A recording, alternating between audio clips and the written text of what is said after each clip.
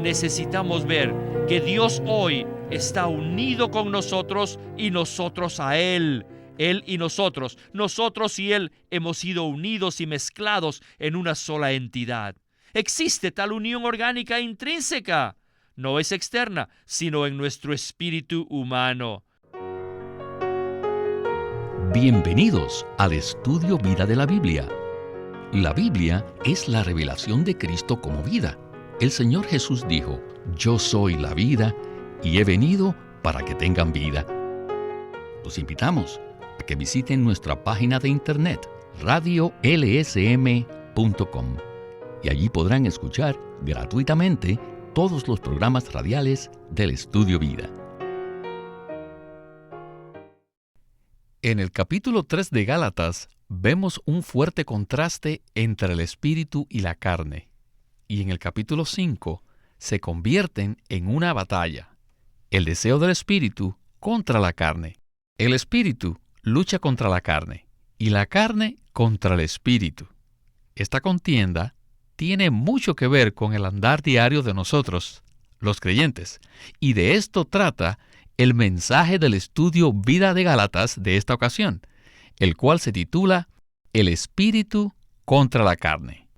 El apóstol Pablo escribió esta epístola a los creyentes en Cristo de la región de Galacia, quienes eran simples y amaban al Señor y lo buscaban, pero habían sido arrastrados a la lucha continua de tratar de vivir la vida cristiana, de satisfacer a Dios y tratar de cumplir exigencias que otros habían impuesto en forma externa e interna sobre ellos.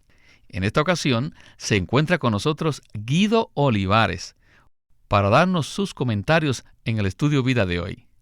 Guido, realmente es indecible la ayuda que estos mensajes de Gálatas nos han dado, ¿verdad? Cierto, nos han sido de mucha ayuda. Estamos aquí siguiendo el camino de fe, no el de la ley. Y el camino de la fe es el camino que nos lleva a disfrutar al Espíritu. Ya hemos dedicado varios mensajes al capítulo 3 y ahora hemos llegado al tema del Espíritu y la carne. ¿Nos podría usted decir qué conexión existe entre estos dos?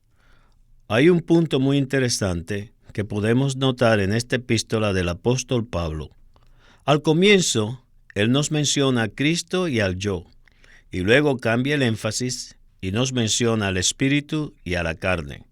Cristo y el espíritu son una misma cosa, y la carne y el yo, es decir, y el viejo hombre, el viejo yo, también son lo mismo. ¿Qué nos dice esto? Desde el punto de vista de la revelación divina, Pablo habla de Cristo y del viejo yo, pero desde el punto de vista de nuestra propia experiencia, Pablo habla del espíritu y la carne. Es muy iluminador ver cómo Pablo cambia de uno al otro. Usualmente, al comienzo de sus epístolas, Pablo nos presenta la revelación y al final nos trae a las experiencias prácticas de la vida cristiana. Con respecto a la experiencia, Pablo nos refiere al espíritu y a la carne. De manera que, en cuanto a la revelación, vemos a Cristo, pero al experimentarlo, lo conocemos como el Espíritu. Muy bien, ahora empecemos nuestro estudio Vida de hoy con Windesley. Adelante. We have come Hemos llegado to the most crucial message in this whole book. al mensaje más importante de todo este libro, The Spirit versus the flesh. y es el espíritu en contraste con la carne. Estos términos, el espíritu y la carne, tienen un significado muy, pero muy amplio y son de mucha importancia en el Nuevo Testamento. Son dos de las expresiones más importantes que se usan en el Nuevo Testamento. La carne es la expresión máxima del hombre tripartito caído. Por favor, no piensen que en un libro como Gálatas, la carne se refiere solamente al cuerpo corrupto y caído del hombre. No, más bien se refiere a todo el ser caído del hombre, que incluye el cuerpo, el alma y el espíritu del hombre. Si usted analiza las obras de la carne mencionadas en el capítulo 5 de Gálatas, del 19 al 21, encontrará que algunas de ellas, tales como la fornicación, la inmundicia, la lascivia y las borracheras, están relacionadas con los deseos del cuerpo corrupto que ha sido transmutado. Otras obras de la carne, tales como las enemistades, las contiendas, las iras y las divisiones, están relacionadas con el alma caída. Y aún otras, como la idolatría y las hechicerías, indican que el espíritu humano caído también está muy involucrado con la carne. Por lo tanto, en Gálatas, como también en Romanos, la carne denota todo el ser del hombre caído, y es la expresión máxima del hombre tripartito caído. Esta es la carne. Entonces, ¿qué cosa es el espíritu? El espíritu es la realidad máxima del Dios triuno procesado. En otras palabras, amados santos, cuando la Biblia menciona la carne y el espíritu, ¿a qué se refiere? Se refiere al hombre tripartito caído y al Dios triuno procesado. La carne denota al hombre tripartito caído y el espíritu indica el Dios triuno procesado. En este universo, hoy, Dios es el espíritu y el hombre es la carne. En este universo, hoy, Dios es el Dios triuno procesado y el hombre es el hombre tripartito caído. Cuando leemos acerca de la carne, nos referimos al hombre tripartito caído, que incluye también el cuerpo corrupto y lujurioso. Siguiendo el mismo principio, cuando leemos acerca del Espíritu en las epístolas de Pablo, no debemos decir, oh, es la tercera persona de la Trinidad. No, hoy necesitamos entender que la carne denota todo el ser humano caído, y el Espíritu, ¿qué denota? Sí, denota el Dios triuno completo. Pues bien, en este capítulo, la carne y el espíritu se mencionan repetidamente. Pero el entendimiento común que tenemos acerca de estos dos es que la carne es el cuerpo pecaminoso y que el espíritu es el tercero de la Trinidad o parte de la deidad. Sin embargo, este entendimiento ordinario no capta adecuadamente el significado completo que Gálatas nos presenta. ¿No es así, Guido? Ciertamente necesitamos la revelación completa de toda la palabra. La carne es la máxima expresión del hombre tripartito caído, lo cual incluye todo el hombre caído en su totalidad. Y no es solamente un tercio, o sea, no solo el cuerpo corrupto. La caída del hombre afectó todo su ser. Igualmente, en cuanto al espíritu, siento decirles que la mayoría piensan que se refiere solamente a un tercio del Dios triuno. Es una vergüenza decir esto y ofende al Señor. Según la revelación divina, Dios el Padre está corporificado en Cristo el Hijo, y este Hijo maravilloso es hecho real y se imparte a nosotros como el Espíritu vivificante. Sí existe una distinción por la cual el Dios triuno es llamado el Padre, el Hijo y el Espíritu, pero no están separados. El Espíritu denota al Dios triuno completo en todas sus riquezas. Si no entendemos adecuadamente qué es la carne y el Espíritu, no podremos entrar a una experiencia normal, y aún peor, la economía de Dios será frustrada. Si no entendemos que la carne se refiere a todo nuestro ser caído, ¿saben qué sucederá? Confiaremos en nuestra alma. De igual manera, si no entendemos que el Espíritu es el Dios triuno completo, seremos limitados en nuestro disfrute de Él. Conforme a la economía de Dios, hemos sido liberados de la carne e introducidos en el Espíritu para disfrutar plenamente la bendición de las riquezas del Dios triuno completo. Cuando experimentamos al Espíritu, obtenemos al Padre, disfrutamos al Hijo y recibimos todas las bendiciones del Espíritu. Si no comprendemos adecuadamente lo que involucra la carne y el Espíritu, nos perderemos de muchas experiencias y la economía de Dios será frustrada. Dios no podrá infundirse en nosotros como nuestra vida, ni tampoco podremos desarrollar nuestra unión orgánica con Él. Así, no se producirá la expresión de Dios en la tierra. Esto es muy profundo, Guido. Ver que la caída no solamente afectó una parte de nuestro ser, sino que corrompió todo nuestro ser. Todo nuestro ser está corrompido. Por eso necesitamos una salvación completa.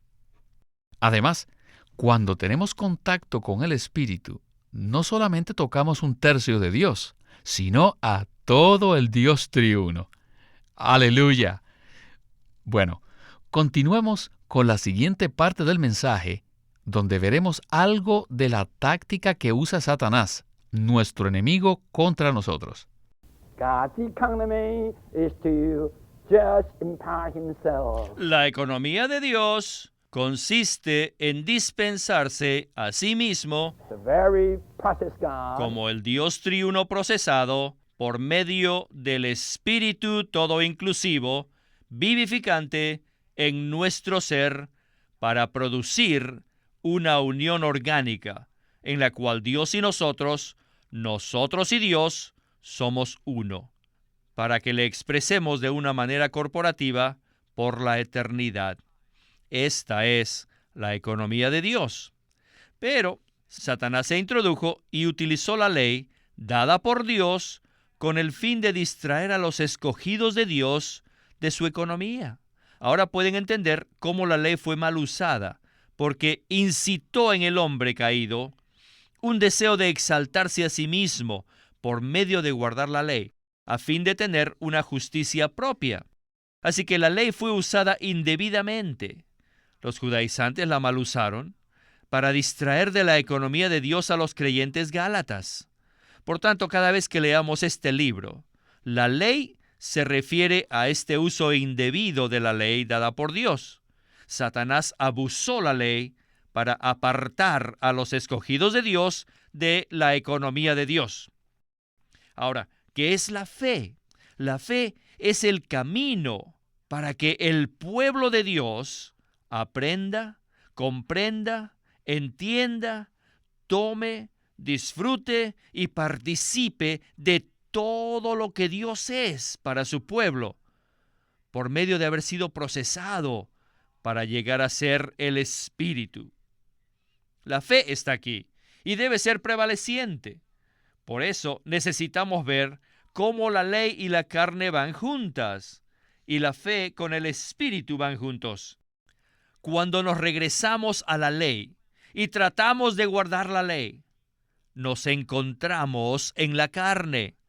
Pero cuando tomamos el camino de la fe para primeramente oír y luego apreciar, invocar, recibir, aceptar, unir, participar y disfrutar, espontáneamente experimentamos el Espíritu.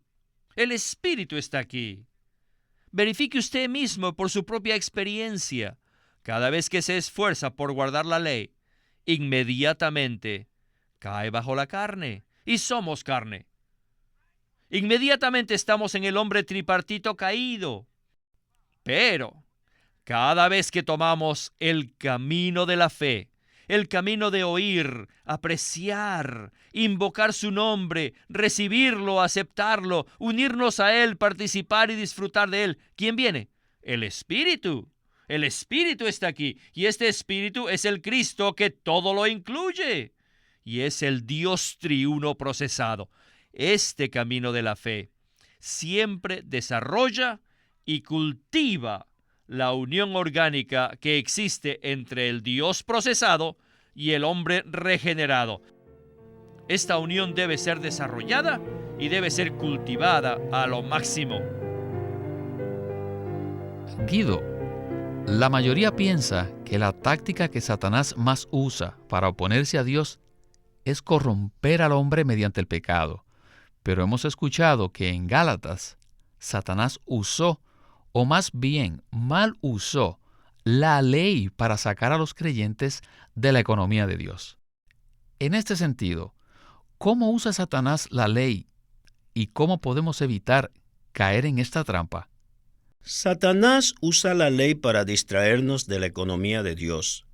En su economía, Dios desea impartirse a sí mismo en nosotros a fin de ser nuestra vida y nuestro todo, de tal manera que entremos en una unión orgánica con Él y seamos su expresión corporativa, la cual cumple el deseo de su corazón. Así que el uso indebido de la ley nos aparta y nos distrae de esta maravillosa economía de Dios. ¿Qué significa que la ley sea usada indebidamente? Cuando procuramos guardar la ley, esto despierta en el hombre caído un deseo de exaltarse a sí mismo a fin de tener una justicia propia, lo cual es una ofensa para Dios. Nuestra única justicia solo puede ser Cristo mismo, quien hoy es el maravilloso Espíritu vivificante en nosotros.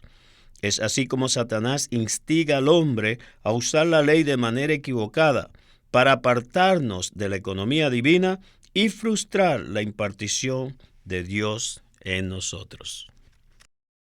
Por eso, al tener este entendimiento, buscamos ser cristianos que en vez de tratar de guardar la ley, toman el camino de la fe para recibir, tomar y disfrutar al Dios triuno procesado como nuestra vida y nuestro todo.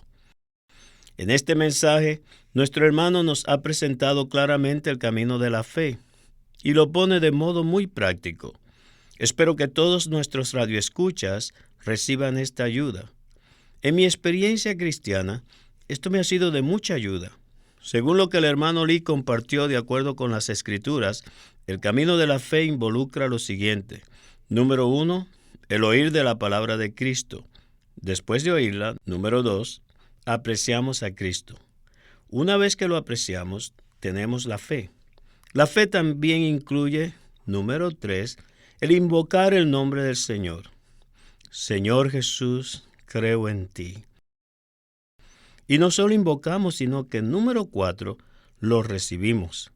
Cuando usted invoca el nombre de Jesús, el nombre, debido a que denota a la persona, le trae a esta maravillosa persona, quien es hoy el espíritu neumático, y esta persona entra en usted y se hace real en usted.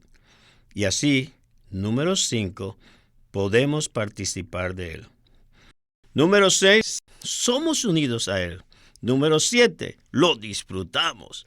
Y número 8, lo alabamos. Bendito sea nuestro Señor. Les digo, la fe es muy práctica. Empezamos con el oír con fe y terminamos con un disfrute consumado y como resultado somos llevados a una unión orgánica con nuestro Señor, la cual se desarrolla y aumenta para que Dios cumpla su economía. Espero que todos nuestros radioescuchas experimenten esta definición del camino de la fe. Mientras escuchen este programa, tomen el camino de la fe. Primero, oigan. Luego, mientras escuchan, también aprecien. Y mientras aprecian, denle gracias al Señor, invocando su precioso nombre. Esto también incluye participar de Él y unirse a Él. El resultado es que disfrutamos al Señor y le alabamos, y este es el camino de la fe. Hemos escuchado que Satanás usa la ley para distraer a los creyentes de Cristo y apartarlos de la economía de Dios. A menudo nos esforzamos por guardar la ley, creyendo que si no nos esforzamos, caeremos en una vida desordenada sin ley. Pero el resultado es que nos volvemos legalistas. Nos exaltamos a nosotros mismos, nos justificamos y aún hasta condenamos a otros. Por supuesto que esto no es lo que Dios desea, ¿verdad? Dios desea que tomemos el camino de fe. Así que regresemos a nuestro estudio vida de hoy. according to the New Testament, Según el Nuevo Testamento, especially Paul's completing epistles. y especialmente en las epístolas de Pablo, las cuales completan las Escrituras, podemos ver que el Dios triuno, el Padre, el Hijo y el Espíritu, después que pasó todos sus procesos, se hizo este Espíritu que todo lo incluye, el Espíritu vivificante, quien entra en nuestro espíritu para crear una unión orgánica. Así que ahora vivimos por Él en nuestro espíritu. Cuando el apóstol Pablo escribió su primera epístola a los Corintios, en 7:25 dice: en cuanto a las vírgenes, no tengo mandamiento del Señor, mas doy mi parecer como uno a quien el Señor ha concedido misericordia para ser fiel. Después de haber dado su opinión en el asunto, finalmente en el versículo 40 dice: pienso que también yo tengo el Espíritu de Dios. Aquí vemos el camino neotestamentario, un camino que es conforme a esta unión orgánica. El camino neotestamentario es un camino de la encarnación. Dios no actúa solo, ni tampoco el hombre actúa solo, sino más bien Dios se encarnó para ser uno con sus escogidos regenerados. Conforme a este camino, tenemos la mezcla de la divinidad con la humanidad. Existe esta unión orgánica entre el Dios triuno procesado y aquellos que han sido regenerados. Todo lo que nosotros hagamos debe venir de esta unión, de esta mezcla de Dios y el hombre. En el Nuevo Testamento vemos lo que Pablo dice: yo, Pablo, les digo, yo, Pedro, les digo, yo, Juan, digo. No tengo mandamiento directo del Señor, mas creo que en lo que digo también tengo el Espíritu de Dios en mí. Este es el camino neotestamentario. Esta es la manera que necesitamos para desarrollar la unión orgánica entre el Dios procesado y el hombre regenerado. El Espíritu es este mismo Dios y la carne es el hombre tripartito caído en su totalidad. De manera que no hagan nada por ustedes mismos, aparte de Dios. Si hacemos algo, eso pertenece a la carne. Necesitamos ver que Dios hoy está unido con nosotros y nosotros a Él. Él y nosotros y Él hemos sido unidos y mezclados en una sola entidad. Existe tal unión orgánica intrínseca. No es externa, sino en nuestro espíritu humano. Por lo tanto, debemos andar conforme a este espíritu en nuestro espíritu. En esto consiste la economía neotestamentaria de Dios, y esto llevará a cabo el propósito eterno de Dios. Espero que esto nos ayude a todos nosotros a comprender algo de estas dos palabras, el espíritu y la carne. Bueno, Guido, en esta última parte vimos un ejemplo de cómo Pablo habla en 1 Corintios 7 según el camino neotestamentario de la fe.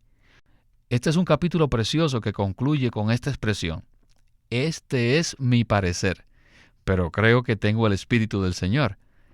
Aquí Pablo no usa la expresión así dice Jehová, tal como muchos profetas dijeron en el Antiguo Testamento.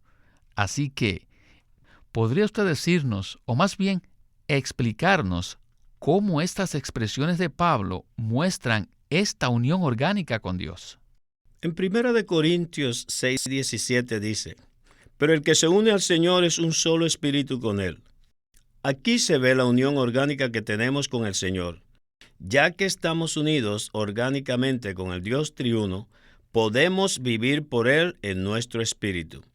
Para permanecer en esta unión orgánica, debemos tomar el camino neotestamentario, el camino de la encarnación. O sea que, a medida que Dios se imparte en nosotros como nuestra vida, llegamos a mezclarnos con Él. Así lo divino es mezclado con lo humano. Somos uno con Dios, por lo cual, cuando hablamos algo, debemos permanecer en esta unidad con el Señor. En esto consiste la economía de Dios. Al permanecer en esta unión orgánica con el Señor Jesús, somos uno con lo que el Señor dice: porque Él y nosotros hablamos en unión. Según el principio de la encarnación, Dios se mueve juntamente con su pueblo. Amén. Guido, muchísimas gracias por haber estado con nosotros en esta ocasión y esperamos muy pronto que nos acompañe de nuevo. Me siento muy contento de haber estado aquí.